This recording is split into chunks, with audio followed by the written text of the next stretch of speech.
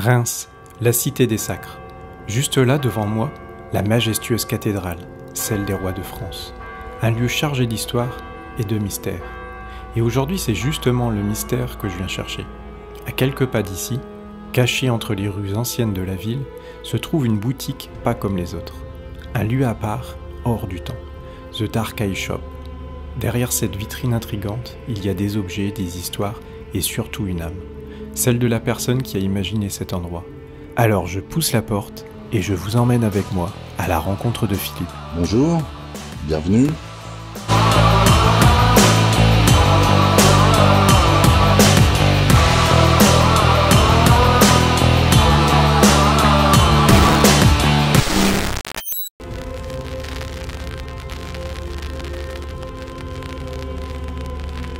Alors The Dark Eye Shop en fait est venu après un bon nombre d'événements successifs en fait. Je devrais remonter à mon ancienne vie qui était une vie dans la banque et l'assurance depuis plus de 20 ans, jusqu'au jour où, vu que ça m'a jamais plu, j'ai fait un burn-out et j'étais en arrêt à longue durée. Et de là, avec un de mes amis, on a eu l'idée déjà de créer sous forme associative le Frisson Festival, le premier festival en France dédié à la littérature horrifique. Ça s'était jamais fait apparemment. Et du coup, on s'est lancé dans cette aventure-là. Face à l'engouement qu'il y a eu, je me suis dit, tiens, il y a peut-être quelque chose à faire à côté, mais de manière professionnelle du coup. J'ai commencé donc à faire des salons, des choses comme ça, et puis de fil en aiguille, n'ayant pas pu reprendre à la banque, j'ai décidé d'ouvrir directement la boutique dans ces univers qui me plaisent, que sont l'horreur, la curiosité, le métal, et plus récemment donc les t-shirts sous licence officielle, donc film et métal, des visuels de groupes de métal en fait.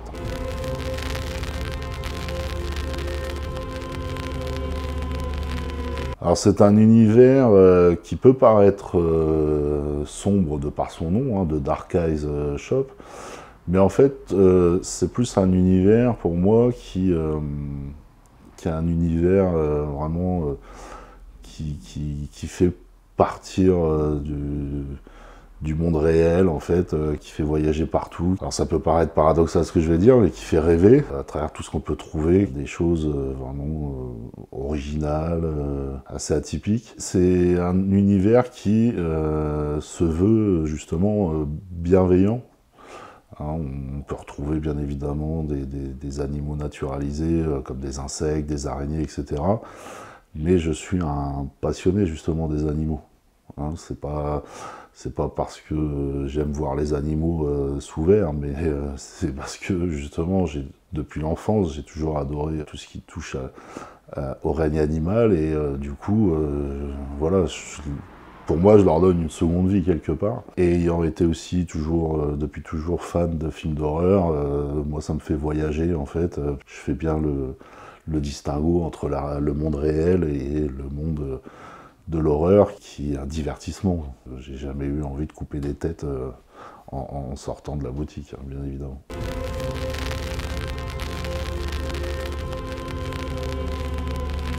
Alors il y en a plusieurs qui ne sont vraiment pas à vendre, mais il y en a un en particulier qui est un peu la mascotte de la boutique. Je l'ai appelé Darky. C'est une peluche de Médecin de la Peste que m'ont envoyé des amis, donc Oliver Croc, qui est écrivain d'ailleurs, et sa femme Barbara, donc qui vivent en Suisse, qui me l'ont envoyé de Suisse donc pour l'ouverture de la boutique. Et donc il est là, et souvent les gens le voient et me demandent « Ah bah il est à combien ?» Je dis « Non, non, non !»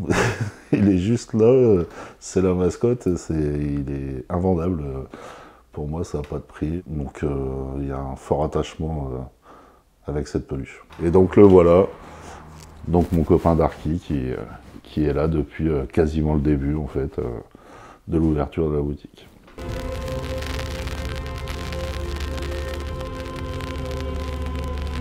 Au départ, j'ai voulu créer une marque, et donc il fallait trouver un nom. Je cherchais des noms, et à chaque fois que j'en avais un qui me plaisait bien, je tapais partout sur internet, Google, les réseaux sociaux, etc. pour voir si ça n'existait pas déjà. Et donc à force, je suis arrivé avec une liste de 5 noms que je ne trouvais nulle part ailleurs, mais j'arrivais pas à me décider. Donc j'ai pris une dizaine de personnes de confiance à l'époque, en leur donnant les 5 noms, et en me disant lequel ils préféraient parmi ces 5 noms pour le nom d'une marque. Est arrivé en tête donc Dark Eyes.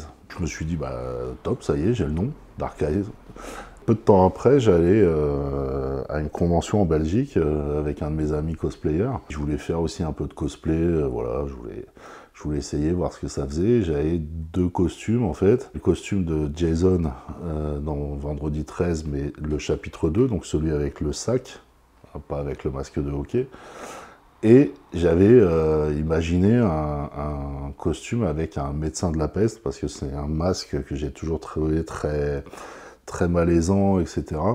Et je voulais par contre une version plus horreur que la version steampunk qu'on voit beaucoup avec le chapeau, la canne, les beaux habits. Non, je voulais un truc vraiment version slasher, quoi, quelque part.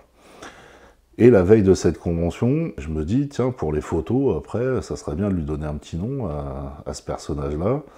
Comme il avait une toge un peu de moine, en fait, hein, une toge noire, je me suis dit, tiens, pourquoi pas l'appeler Dark Preacher, donc le prêtre noir, enfin le pasteur noir. Mais je me suis dit, Dark Preacher, ça fait un peu Star Wars, quoi. Dark Sidious, Dark Vador, Dark Preacher, ouais, ça fait un peu Star Wars, donc j'abandonne l'idée et je me couche. Et le lendemain matin, je me réveille et je sais pas pourquoi, d'un coup, je me suis dit, mais attends, t'as le nom de la marque Dark Eyes, t'as ce personnage-là qui est vraiment sombre, et on voit pas ses yeux, etc. Je me dis, tiens, ça va avec. Et pourquoi pas en faire l'égérie quelque part de la marque. Et il est né comme ça. Ce même week-end-là, cet ami donc, chez qui j'étais m'a dit, tiens, je vais participer au tournage d'un court-métrage, je serai costumé en Michael Myers. Et je me suis dit, tiens, ça serait bien de faire un court-métrage. Donc j'ai appelé un de mes amis, Geoffrey Clostrio, qui est écrivain en Belgique. Et je lui dis, t'as déjà fait des courts-métrages? Il me dit, bon, j'ai déjà participé, mais je ne saurais pas faire. Il dit, par contre, j'ai un ami réalisateur, donc Brandon Gotto, qui vient de terminer un tournage, peut-être qu'il a un peu de temps libre, pourquoi pas lui proposer, etc. Il a adhéré tout de suite au projet, et puis voilà, c'est parti comme ça. On a tourné donc mi-septembre, en un week-end, mi-septembre 2023. On a tourné le court-métrage donc de Dark Eyes sur ce personnage-là, avec des gens bénévoles, hein, puisque j'avais pas de budget pour, hein, des gens passionnés, et donc on peut le retrouver sur YouTube, hein, c'est un court-métrage qui dure 12 minutes, c'est sous forme de slasher en fait, hein, tout simplement.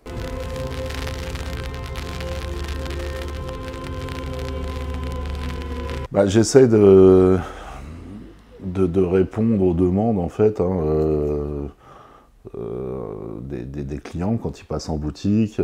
Certains vont me dire, tiens, est-ce que vous avez les t-shirts par exemple? C'était une demande qui était assez récurrente parce que j'avais très peu d'offres au niveau t-shirt, et donc on m'avait demandé est-ce que vous avez du t-shirt de film, est-ce que vous avez du t-shirt métal, est-ce que voilà. Donc je me suis dit, bah, y a une demande, donc faut que je réponde à cette demande. À Reims, j'ai pas l'impression qu'il y ait beaucoup d'offres dans cette catégorie-là de t-shirts, en tout cas. Voilà, donc j'essaye d'être attentif à ce que les gens me disent. C'est aussi l'avantage de cette boutique, hein, c'est que, étant une boutique de niche, les clients sont souvent des passionnés. Il y a souvent des clients qui viennent et on discute pendant un bon moment. C'est pas juste je passe, hormis les curieux, mais les clients réguliers, voilà, il y a des échanges, etc. Parce que ils ont en face d'eux quelqu'un à qui parler, contrairement à une boutique traditionnelle où on y va, on prend, on choisit, et puis voilà quoi. Donc c'est vraiment, ouais, écouter ce que les clients disent, et aussi, on va pas se mentir, voir un peu ce qui marche en salon, et puis me dire, tiens, c'est vrai que ça c'est pas bête, je peux en mettre dans la boutique.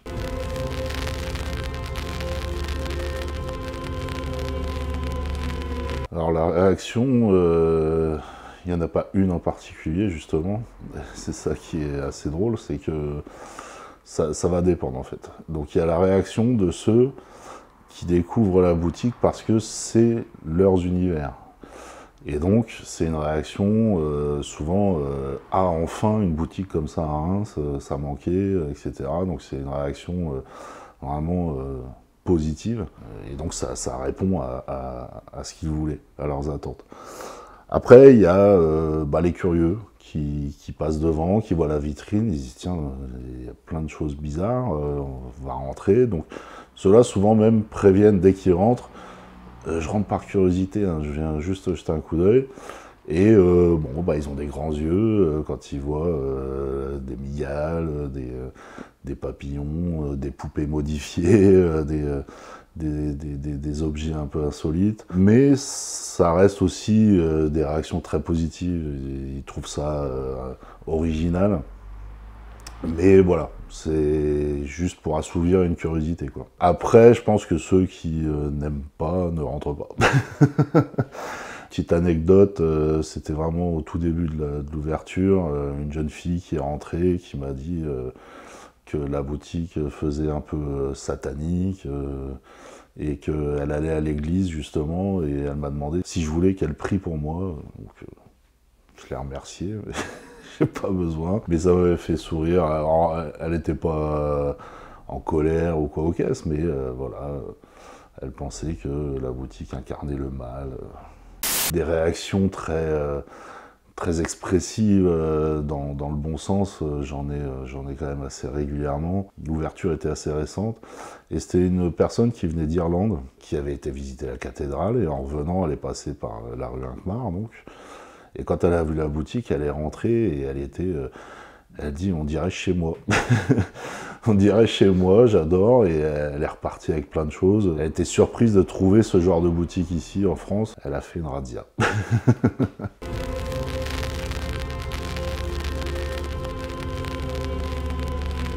En fait, alors oui, c'est déjà mon refuge à moi. Je m'y sens bien.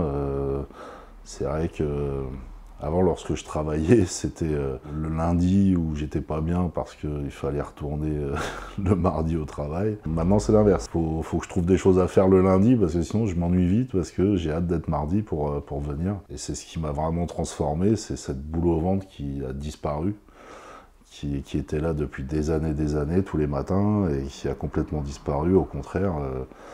Alors que il y a quand même des moments où c'est moins bien, etc. Où on se pose des questions, hein, bien évidemment. Hein, c'est pas le monde du commerce, lorsqu'on est à son propre compte, on prend beaucoup de risques. On n'a pas le salaire garanti à la fin du mois, etc. Donc c'est risqué. Donc c'est stressant, mais c'est un stress qui fait avancer, en fait. C'est un stress qui fait réfléchir, qu'est-ce que je vais faire. Alors que le stress du monde salarié, en fait, c'est un stress qui, moi, me freinait complètement. Donc ouais, c'est complètement mon refuge. Si j'avais vraiment une grande boutique, j'aurais même fait une chambre, je pense. Par rapport aux clients, c'est un peu pareil. Je prends le temps avec les gens de discuter, c'est-à-dire que des fois, il y en a, ils viennent pas pour acheter, je le vois, notamment des habitués, entre guillemets. Bien évidemment, j'attends pas qu'ils achètent à chaque fois. Chacun a son budget, on peut pas non plus faire ce qu'on veut, mais juste parler du dernier film d'horreur qui est sorti, des films qu'ils ont vus, de choses et d'autres, voilà, parler musique, parler de tout, parler paranormal. En fait, c'est un lieu d'échange. Et ça arrivait très très fréquemment, hein, que des gens se rencontrent sans se connaître, hein, bien évidemment, mais fassent connaissance au sein de la boutique, parce que le hasard a fait qu'ils sont arrivés à peu près au même moment, et puis on discutait, et puis après ils discutent ensemble, etc.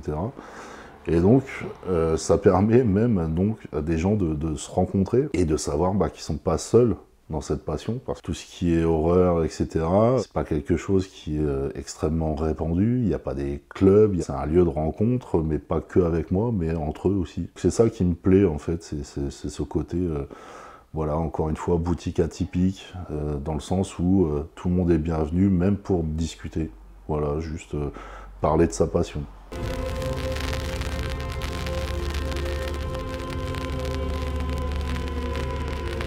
Alors oui, plus lorsque je faisais encore la partie ésotérisme. Certains venaient parler de leurs expériences, poser des questions, si j'avais déjà entendu parler de ci, de ça, qu'est-ce qui était mieux pour purifier, pour se protéger, etc. Ce que je veux toujours véhiculer comme image ici, c'est surtout pas de jugement, en fait. Voilà. Je ne me permettrai jamais de juger quelqu'un, surtout lorsque la personne a des problèmes. Pense être confronté à des phénomènes paranormaux, par exemple. Hein.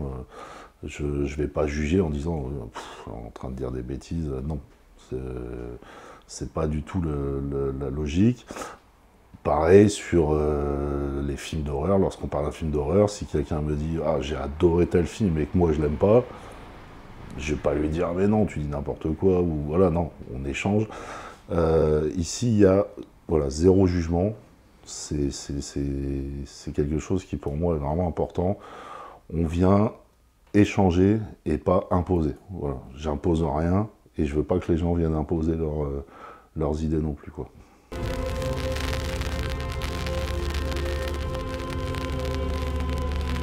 Bah, si The Dark Eyes Shop disparaissait demain, je voudrais qu'on retienne que j'ai essayé et que je l'ai fait.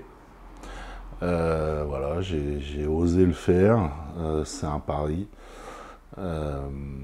Pari risqué, encore une fois, c'est une niche. J'espère que même si ça devait s'arrêter demain, que ça donne des idées à d'autres pour reprendre le flambeau, pour continuer, pour perdurer et faire en sorte que tous ces univers quand même aient toujours une existence, puisque pour moi, voilà, ça a autant la place que n'importe quel autre domaine, que n'importe quelle autre passion. Donc voilà, si ça peut donner des idées à d'autres, ça serait une grande fierté. Voilà.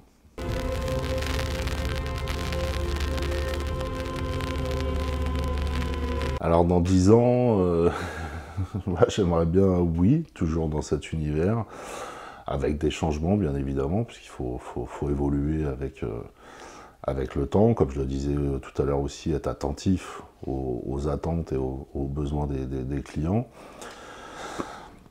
Dans un lieu plus grand, avoir une boutique plus grande et vraiment être la référence à Reims de cet univers-là, donc avoir une offre beaucoup plus large,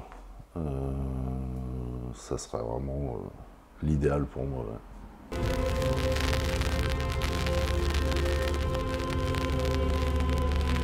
Bah, qu'il n'hésite plus, qu'il n'hésite plus, qu'il sera bien reçu, que cette personne se fasse sa propre image, de rentrer, de voir tout ce qu'il y a. Après, bien évidemment, on a le droit de pas aimer, hein. Et des fois on peut être surpris.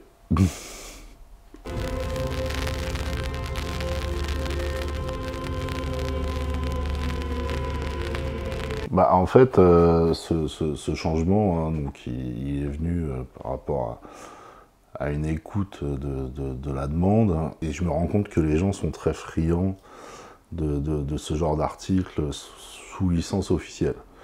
De plus en plus, j'ai des gens, hein, quand ils viennent, qui prennent des t-shirts, ils les touchent, ils les voient, ils peuvent les essayer, ils se rendent compte de la qualité, ils se rendent compte que c'est du vrai, de la vraie licence, puisque je passe par des fournisseurs officiels, je passe pas par des fournisseurs on ne sait où. Et donc souvent on me dit, bah, c'est bien parce que là au moins on voit la qualité, on voit que c'est du vrai, parce qu'on a tous eu, à un moment ou à un autre, une mauvaise surprise en commandant sur internet un t-shirt avec un visuel de film ou de métal, et en se disant, en le recevant, bah, la taille c'est 10 fois trop petit parce que c'est pas une taille européenne ou américaine, voilà.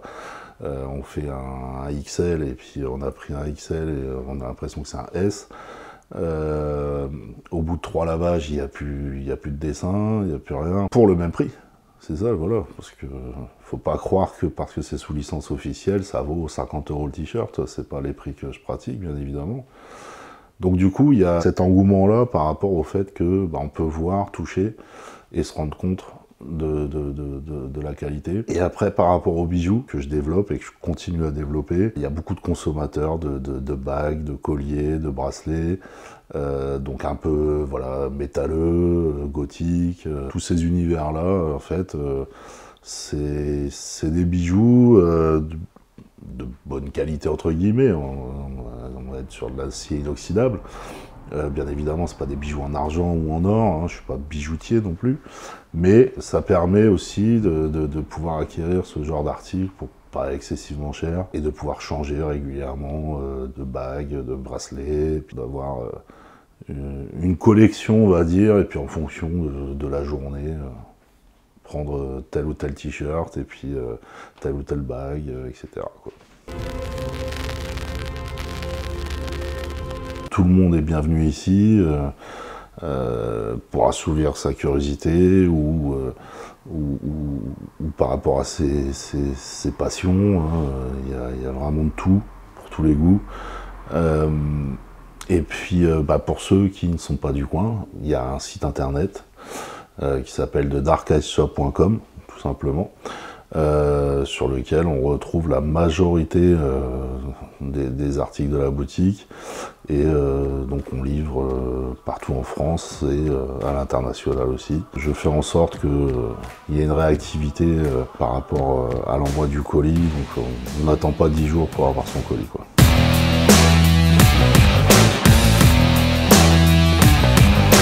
The Dark Eye Shop, c'est plus qu'une boutique, c'est un refuge pour les curieux, les rêveurs, les passionnés de belles choses. Si un jour vous passez par Reims, poussez la porte. L'univers que vous y découvrirez pourrait bien ne plus vous quitter.